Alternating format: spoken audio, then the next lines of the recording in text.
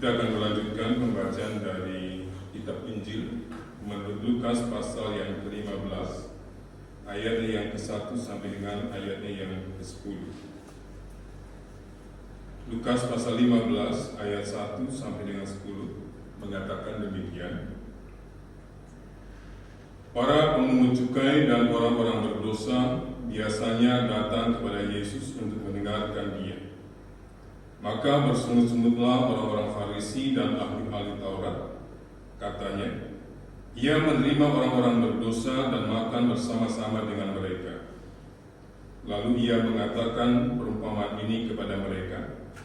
Siapakah di antara kamu yang mempunyai 100 ekor domba? Dan jikalau ia kehilangan seekor di antaranya, tidak meninggalkan yang 99 ekor di padang gurun, dan pergi mencari yang sesat itu sampai ia menemukannya. Dan kalau ia telah menemukannya, ia meletakkannya di atas bahunya dengan gembira. Dan setibanya di rumah, ia memanggil sahabat-sahabat dan tetangga-tetangganya serta berkata kepada mereka, "Bersukacitalah bersama-sama dengan aku, sebab dombaku yang hilang itu telah kutemukan." Aku berkata kepadamu, demikian juga akan ada sukacita di surga karena satu orang berdosa yang bertobat, lebih daripada sukacita karena 99 orang benar yang tidak memerlukan pertobatan. Atau perempuan manakah yang mempunyai 10 dirham, dan jika ia kehilangan satu di antaranya, tidak menyalakan pelita dan menyapu rumah, serta mencarinya dengan cermat sampai ia menemukannya? Dan kalau ia telah menemukannya, ia memanggil sahabat-sahabat dan tetangga-tetangganya serta berkata, "Bersukacitalah bersama-sama dengan aku, sebab dirhamku yang hilang itu telah kutemukan." Aku berkata kepadamu, demikian juga akan ada sukacita pada malaikat-malaikat Allah karena satu orang berdosa yang bertobat. Demikianlah Injil Tuhan kita Yesus Kristus, dan yang berbahagia setiap kita yang mendengarkan dan yang memelihara. Haleluya.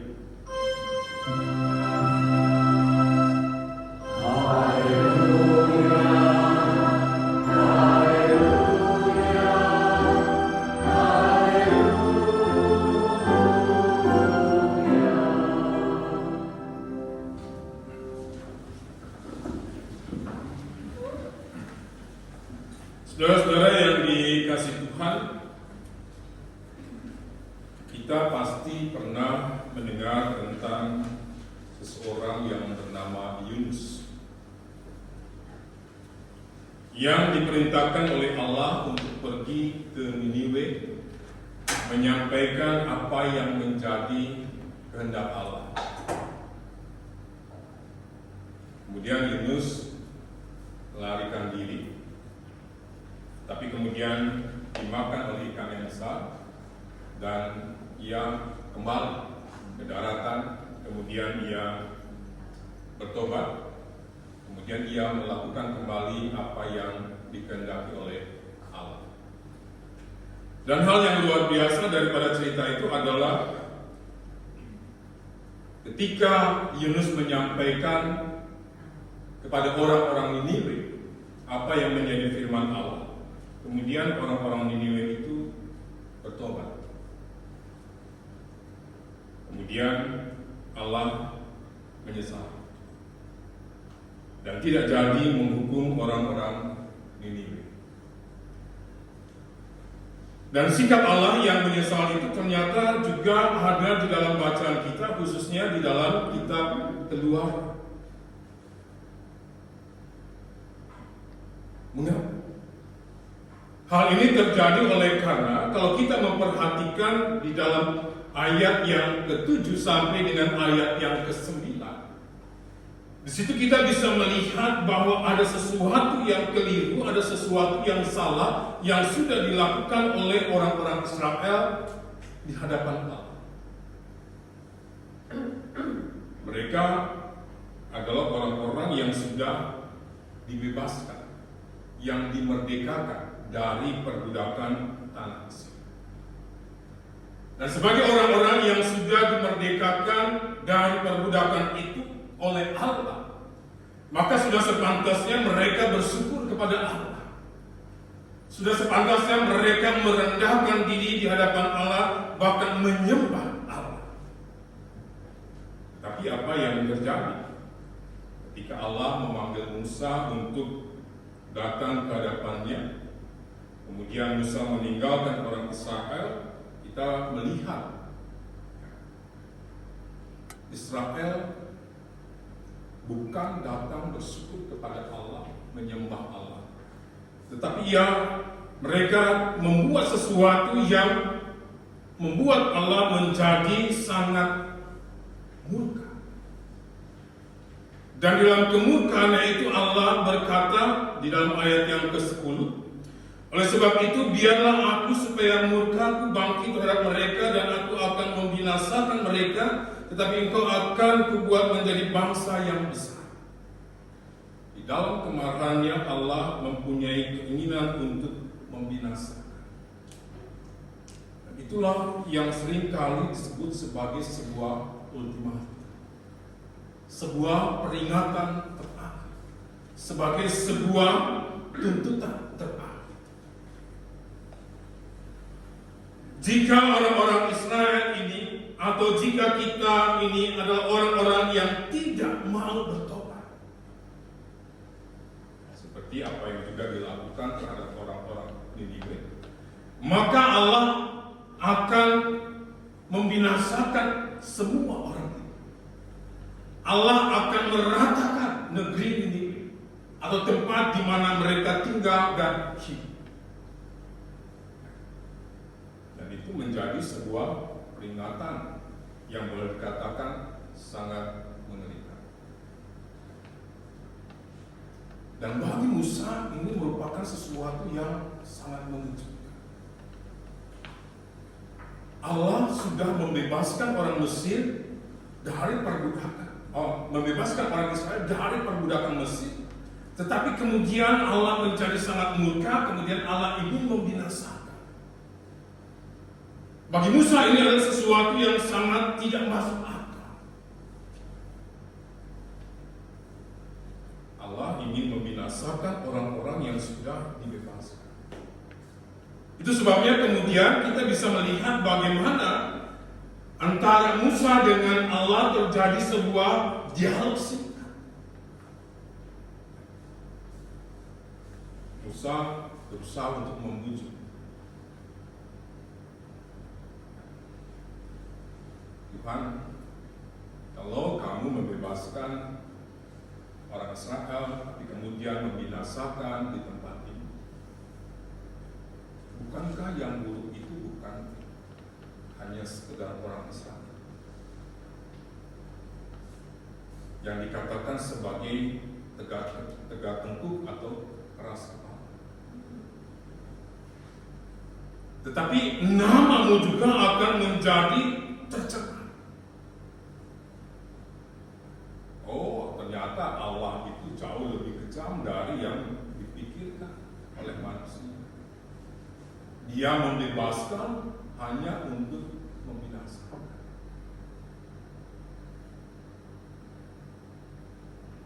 Dan yang luar biasa kemudian Allah menyesal.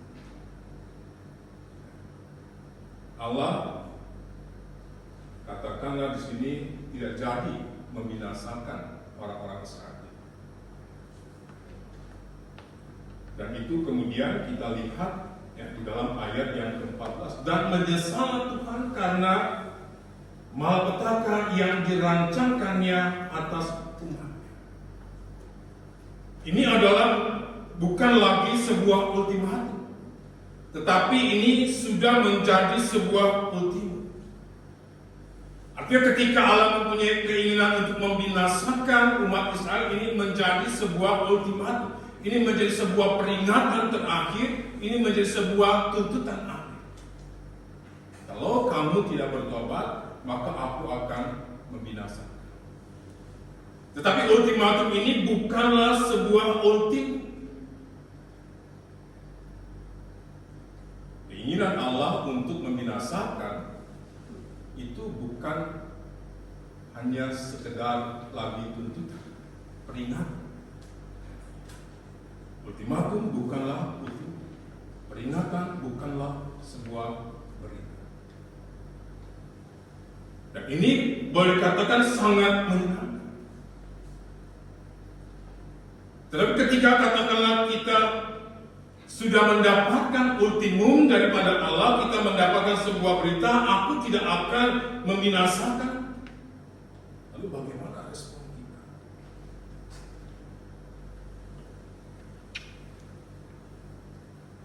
Ada orang yang meresponnya dengan sikap, aku memang orang yang tidak layak. Dan karena merasa tidak layak, kemudian ya sudahlah, sekalian saja. Berdosa sekalian, ya. Mati sekalian, hukum sekalian.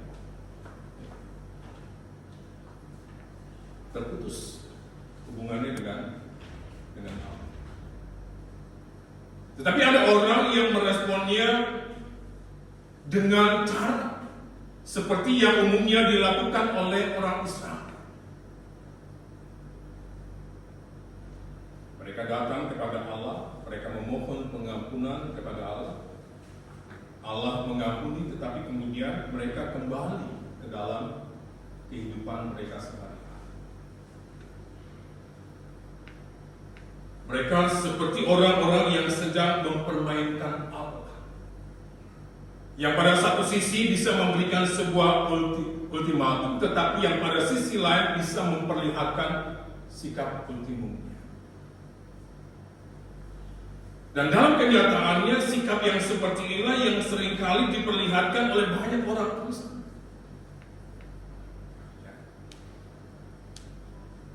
Setiap hari Minggu kita kan datang ke gereja. Setiap hari Minggu kita berdoa, mengaku dosa. Tapi kemudian besok hari atau mungkin 1 jam, 2 jam setelah ibadah selesai, kembali kita melakukan kesalahan.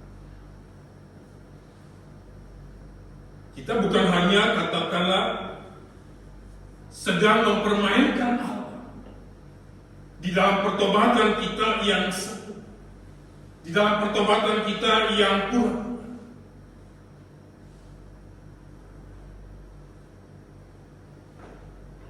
Karena jika kita tidak, istilahnya, jika kita tidak memperhatikan apa yang menjadi kehendak Allah, maka ultimatum itu akan menjadi benar-benar terjadi di dalam kehidupan.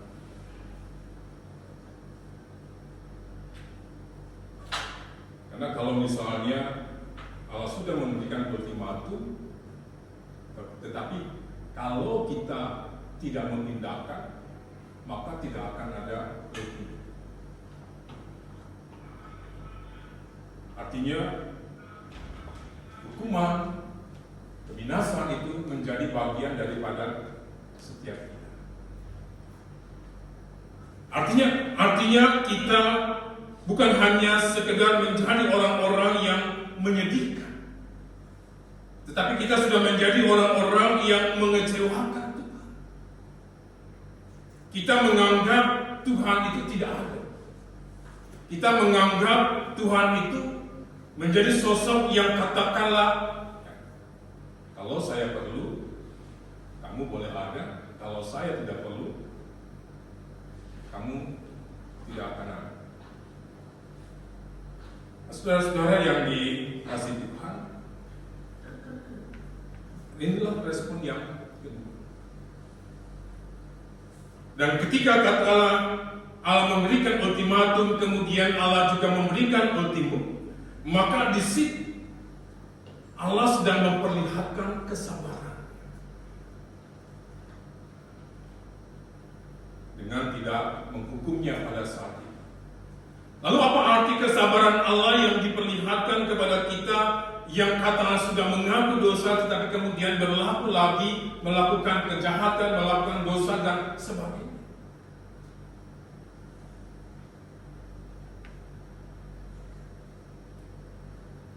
Allah memberikan kesempatan. Tetapi ketika kesempatan itu tidak dipakai oleh kita, maka ultimum juga akan hilang.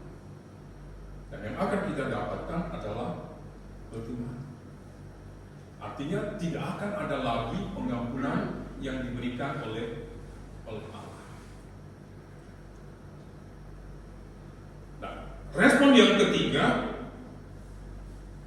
orang-orang yang diperlihatkan, sikap hidup yang diperlihatkan oleh Rasul Paulus, yang bisa kita baca di dalam Timotius.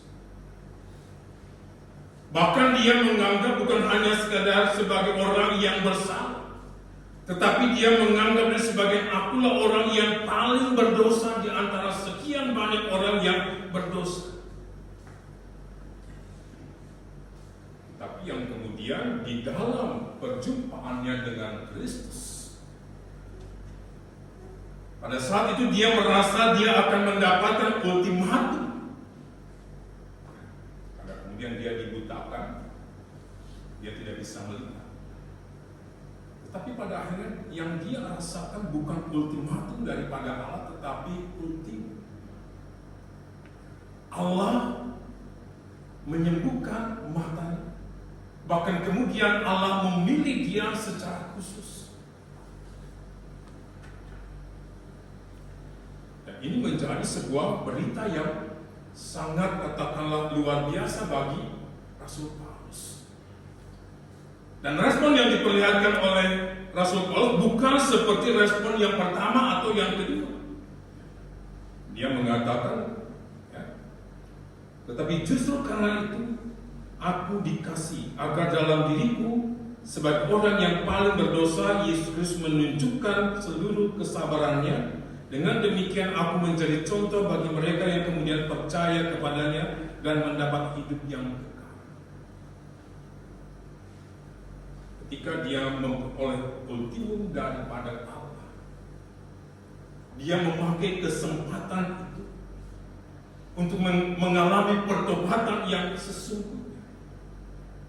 Bahkan dalam pertobatannya itu dia berani untuk mengatakan menjadi contoh bagi mereka, bagi orang-orang yang ada di sekitarnya.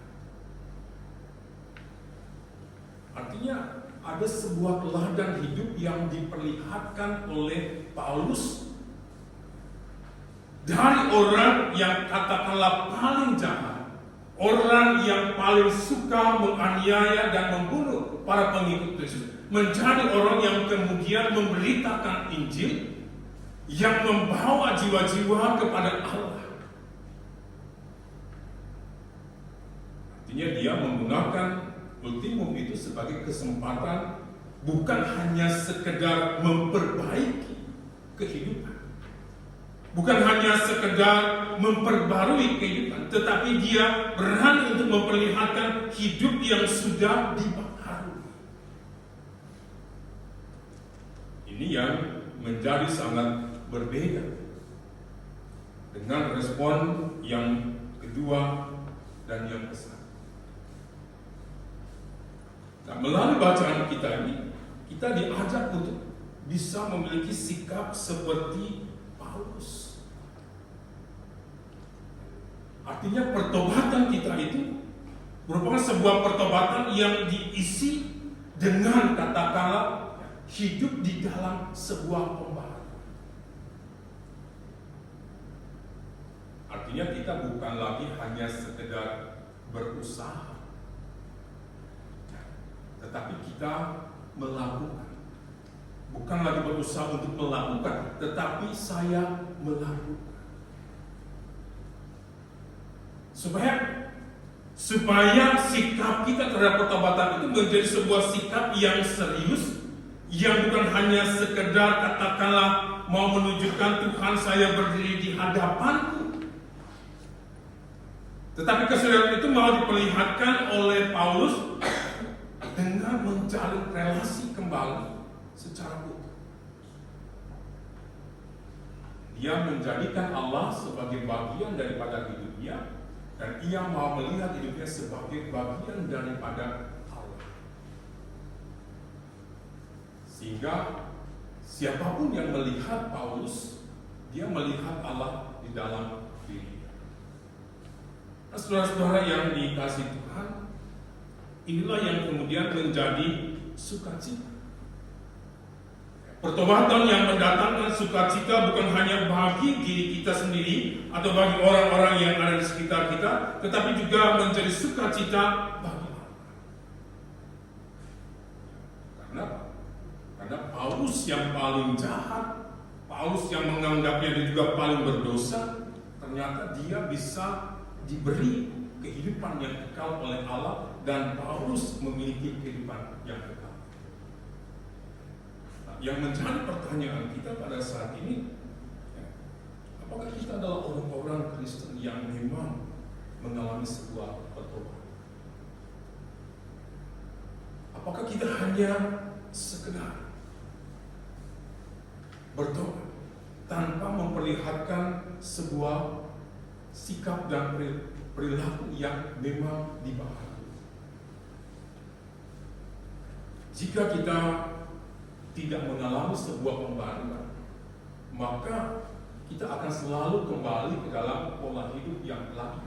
Kita akan kembali kepada pola hidup di mana kita menjadi orang-orang yang munafik.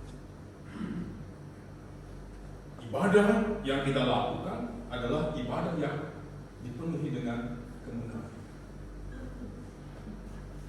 Dan kita bisa melihat apa yang dikatakan di dalam kitab Yesaya. Ketika ibadah kita ini dipenuhi dengan kemunafikan, kita menghadirkan diri kita, tubuh kita di tempat ini, tetapi hati dan pikiran kita tidak berelasi dengan Allah, maka Allah akan melihat pertemuan-pertemuan ibadah kita ini menjadi pertemuan yang sangat tidak disukai, menjadi sangat dibenci. Dan ini sangat menyedihkan. Oleh karena kalau kita memperhatikan apa yang dikatakan di dalam kitab Kejadian, oleh karena kita adalah orang-orang yang keras kepala, kita adalah orang-orang yang tegar. Setiap hari kita diingatkan dan kita bisa mengatakan, ya Tuhan, aku mengerti, aku memahami. Tetapi kita kembali lagi melakukan hal-hal yang melanggar apa yang dikatakan oleh Tuhan. Pertobatan berarti membuat kita menjadi penurut-penurut, bukan menjadi orang-orang yang keras kepala. Oleh sebab itu, berbahagialah setiap kita yang mau membuka diri di dalam kehidupannya terhadap kuasa Allah yang mengubahkan.